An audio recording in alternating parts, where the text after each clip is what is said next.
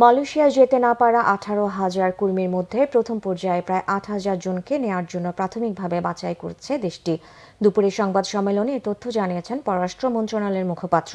তিনি আরও জানান, দুদেশের পরবর্তী কারিগরি দলের বৈঠকে তারা কোন প্রক্রিয়ায় কবে যাবেন সে বিষয়ে আলোচনা হবে। এ সময় আরও জানানো হয়, সৌদিতে ওমরাহ ও ভিজিট ভিসায় যারা যাবেন তাদের ভ্রমণের অন্তত 10 দিন আগে মেনিনজাইটিস ভ্যাকসিন নিতে হবে।